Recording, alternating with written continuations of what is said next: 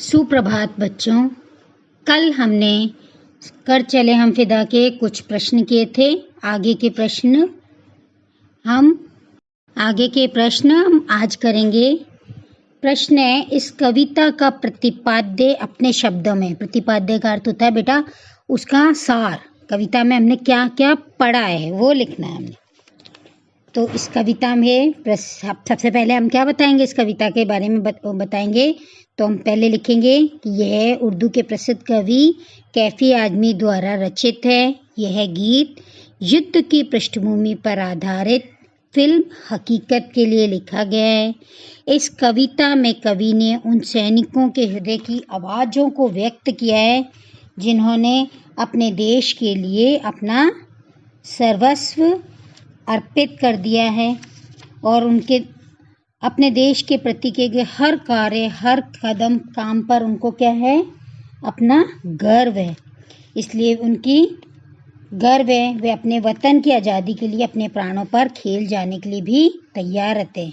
ऐसे सैनिक अपने देश के युवकों से भी अपेक्षा करते हैं कि असंख्य बलिदानों से प्राप्त आज़ादी की वे रक्षा करें और शत्रुओं को अपने वतन की सीमा में घुसने ना दें।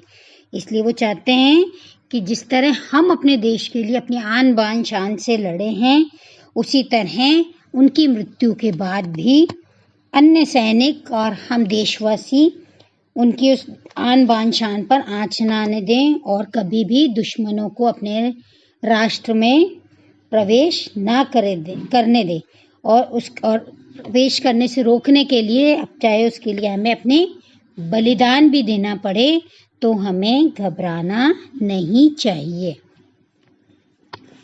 भाव स्पष्ट। सांस थमती गई, नब्ज जमती गई, फिर भी बढ़ते कदम को ना रुकने दिया। इस पंक्ति में कवि कहता है कि सैनिक की साहसिकता का चित्रण किया कि वो सैनिक कितना देशभक्त है, साहसी है।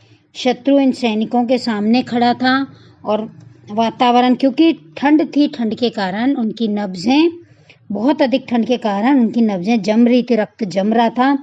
उनके लिए सांस लेना भी बहुत कठिन था। उनकी नाड़ी की गति भी कम होती जा रही थी। उन्होंने उस स्थिति में भी वो घबराए नहीं और उनके कदम आगे शत्रु का सामना करने के लिए आगे बढ़ते रहे। खींच दो अपने खून से जमीन पर लकी, इस तरह अपने पास पाए न रावण कोई। कवि कहता है, कवि सैनिक के माध्यम से कहना चाहता है कि हे मेरे साथियों, देश की रक्षा की खातिर तुम खून की नदियां बहाने के लिए तैयार हो जाओ। कारण कि देश की रक्षा के लिए कदम बढ़ाने से रोकने के लिए चाहे हमें रक्त से लक्ष्मण रेखाएं, अर्थात लक्ष्मण जैसे राम सीता की रक्षा के लिए रामचंद्र जी ने रेखा खींची थी, उसी तरह दुश्मनों को दूर भगाने के लिए हमें भी लक्ष्मण खून से रेखा खींचनी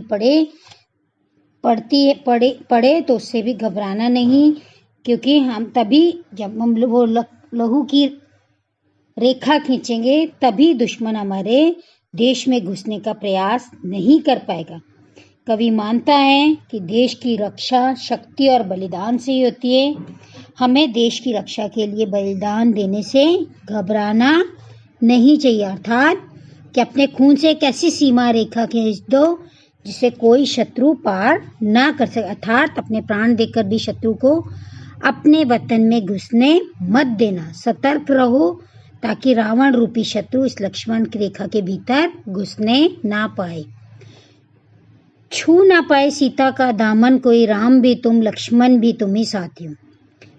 कवि वो सैनिक अपने साथियों को संबोधित करते हुए कहता है कि देश पर बलिदान होने वाला सैनिक कहता है कि साथियों, तुम ही राम हो, तुम ही लक्ष्मण हो। जिस प्रकार राम और लक्ष्मण ने रावण को मारकर सीता को मुक्त कराया था, उसी तरह तुम्हें भी ध्यान देना होगा और अपने शत्रुओं से देश की रक्षा करनी होगी। तभी तुम मातृभूमि का अपमान करने वाले उन शत्रुओं को जीवित रहने से रोक सकोगे। अर्थात कि यह धरती राम और लक्ष्मण जैसे अलौकिक वीरों की धरती है, जिनके रहते सीमा पर से कोई भी शत्रु रूपी रावण देश में प्रवेश कर देश की अस्मिता लूट ना सके। अतः हम सभी देशवासियों को मिलकर देश की गरिमा को बनाए रखना है और उसके मान सम्मान व पवित्रता की रक्षा करना है। धन्यवाद।